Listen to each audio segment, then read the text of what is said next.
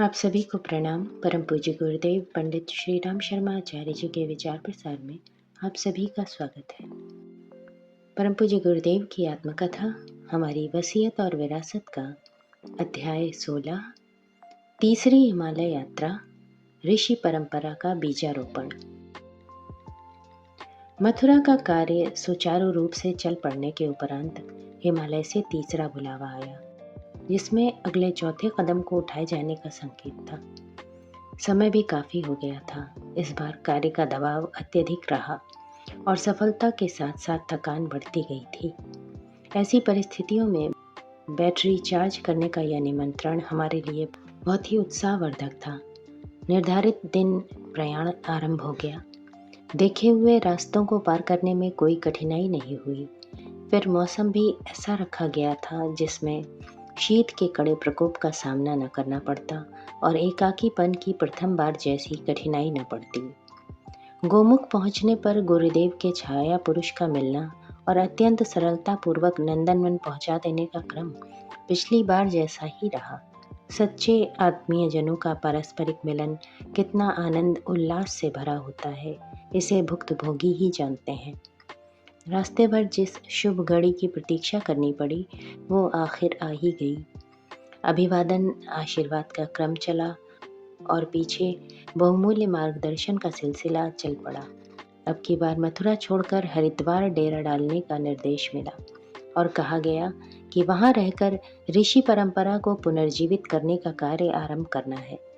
तुम्हें याद है ना, जब यहाँ प्रथम बार आए थे और हमने सूक्ष्म शरीरधारी इस क्षेत्र के ऋषियों का दर्शन कराया था, हर एक ने उनकी परंपरा लुप्त हो जाने पर दुख प्रकट किया था और तुमने ये वचन दिया था कि इस कार्य को भी संपन्न करोगे। इस बार उसी निमित्त बुलाया गया है। भगवान अशरीरी हैं। जब कभी उन्हें महत्वपूर्ण कार्य कराने होते हैं तो ऋषियों के द्वारा कराते हैं। महापुरुषों को वे बनाकर खड़े कर देते हैं, स्वयं तप करते हैं और अपनी शक्ति देवात्माओं को देकर बड़े काम करा देते हैं। भगवान राम को विश्वामित्र अपने यहाँ रक्षा के बहाने ले गए और वहाँ बला, अतिबला विद्या, गायत्री और सावित्री की शिक्षा देकर उनके द्वारा असुरता का दुर्ग ढहाने तथा राम राज्य, धर्म राज्य की स्थापना का कार्य कराया था।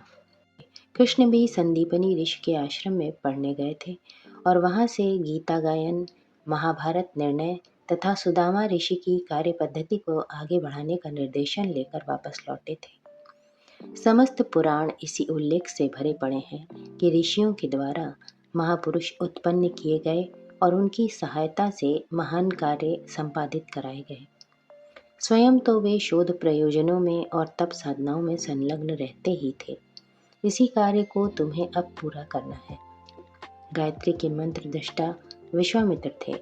उन्होंने सप्त सरोवर नामक स्थान पर रहकर गायत्री की पारंगता प्राप्त की थी। वही स्थान तुम्हारे लिए भी नियत है। उपयोगी स्थान तुम्हें सरलता पूर्वक मिल जाएगा। उसका नाम शांतिकुंज गायत्री तीर्थ रखना और उन सब कार्यों का बीजारोपण करना जिन्हें पुरातन काल के ऋषिगण स्थूल शरीर से करते रहे हैं। अब वे सूक्ष्म शरीर में हैं, इसलिए अभीष्ट प्रयोजनों के लिए किसी शरीरधारी को माध्यम बनाने की आवश्यकता पड़ रही है। हमें भी तो ऐसी आवश्यकता पड़ी और तुम्हारे स्थूल शरीर को इसके लिए सत्पात्र देखकर संपर्क बनाया और अभीष्ट कार्यक्रमों में लगाया। यही इच्छा इन सभी ऋषियों की है। तुम उनकी परंपराओं का नए सिरे से बीजारोपण करना। उन कार्यों में अपेक्षाकृत भारीपन रहेगा और कठिनाई भी अधिक रहेगी, किंतु साथ ही एक अतिरिक्त लाभ भी है कि हमारा ही नहीं, उन सब का भी संरक्षण और अनुदान तुम्हें मिलता रहेगा। इसलिए कोई कार्य रुकेगा नहीं। जिन ऋषियों के छोड़े कार्य को हमें आगे बढ़ाना था, उनका संक्षिप्त विवरण बताते हुए उन्होंने कहा, विश्वामित्र परंपरा में गायत्री महामंत्र की शक्ति से जन जन को अवगत कराना एवं एक सिद्ध पीठ गायत्री तीर्थ का निर्माण करना है। व्यास परंपरा में आर्ष साहित्य के अलावा अन्य पक्षों पर साहित्य सृजन एवं प्रज्ञा पुराण के 18 खंडों को लिखने का, पातंजलि परंपरा में योग साधना के तत्व ज्ञान के विस्तार का, परशुराम परंपरा में अनीति उन्मूलन हेतु जनमानस के परिष्कार के वातावरण निर्माण का तथा भागीरथ परंपरा में ज्ञान गंगा को जन जन तक पहुंचाने का दायित्व सौंपा गया।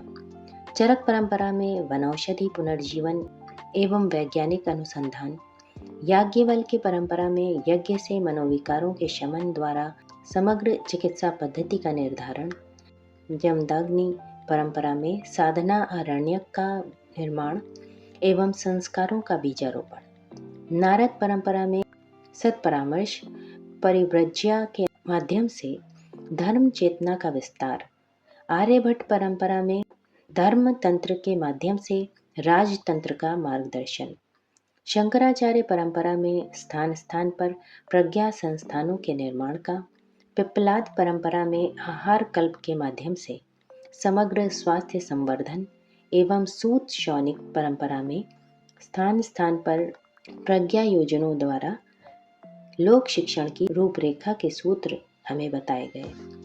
अथर्ववेदीय विज्ञान परंपरा में कणाद ऋषि प्रणीत वैज्ञानिक अनुसंधान पद्धति के आधार पर ब्रह्म वर्चस्व शोध संस्थान की रूपरेखा बनी।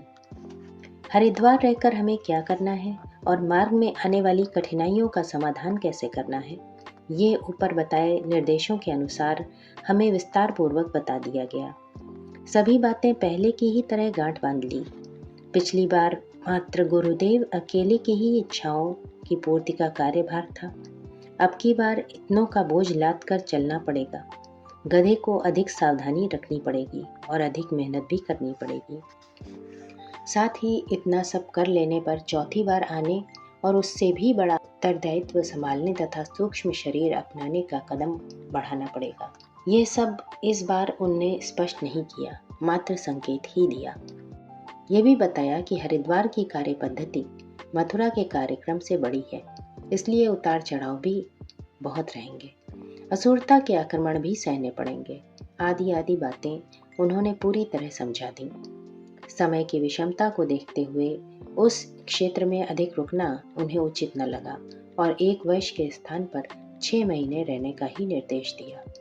कहाँ, किस प्रकार रहना और किस दिनचर्या का निर्वाह करना, ये उनने समझाकर बात समाप्त की और पिछली बार की भांति ही अंतर्ध्यान होते हुए चलते चलते ये कह गए कि इस कार्य को सभी ऋषियों का सम्मिलित कार्य समझना, मात्र हमारा नहीं। हमने भी विदाई का प्रणाम करते हुए इतना ही कहा कि हमारे लिए आप ही समस्त देवताओं के, समस्त ऋषियों के और परब्रह्म के प्रतिनिधि हैं। आपके आदेश को इस शरीर के रहते टाला न जाएगा। बात समाप्त हुई। हम विदाई लेकर चल पड़े। छाया पुरुष वीरभद्र ने गोमुख तक पहुंचा दिया। आगे अपने पैरों से बताए हुए स्थान के लिए चल पड़े। जिन जिन स्थानों पर इन यात्राओं में हमें ठहरना पड़ा, उनका उल्लेख यहाँ इसलिए नहीं किया गया कि वे सभी दुर्गम हिमालय में गुफाओं के निवासी थे। समय समय पर स्थान बदलते रहते थे। अब तो उनके शरीर भी समाप्त हो गए। ऐसी दशा में उल्लेख की आवश्यकता न रही। लौटते हुए हिमालय उसी स्थान पर रुके, सप्त ऋषियों की तपोभूमि में, जिस स्थान का संकेत गुरुदेव ने किया था। काफी हिस्सा सुनसान था और बिकाऊ भी था। जमीन पानी उगलती थी। पहले यहाँ गंगा बहती थी। यह स्थान सुहाया भी। जमीन के मालिक से चर्चा हुई और शेष जमीन का सौदा आसानी से पट गया। उसे खरीदने में, लिखा पढ़ी कराने में विलंब न हुआ। जमीन मिल जाने के उपरांत ये देखना था कि वहाँ कहाँ क्या बनाना है। यह भी एकाकी ही निर्णय करना पड़ा। सलाहकारों का परामर्श काम न आया, क्योंकि उन्हें बहुत कोशिश करने पर भी यह नहीं समझाया जा सका कि यहाँ किस प्रयोजन के लिए किस आकार प्रकार का निर्माण होना है। यह कार्य भी हमने पूरा किया। इस प्रकार शांतिकुंज गायत्री तीर्थ की स्थापना हुई।